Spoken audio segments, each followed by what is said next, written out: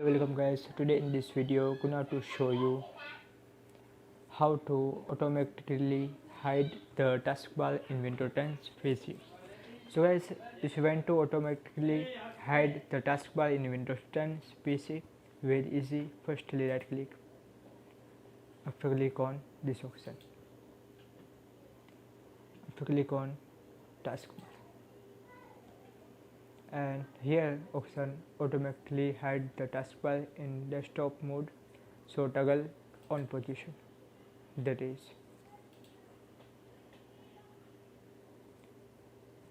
automatically hide the taskbar.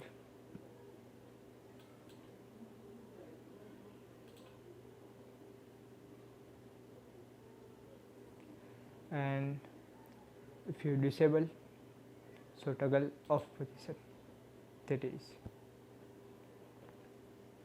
So guys, this is very simple and easy method. Thank you for watching this video. Please subscribe my channel for latest update.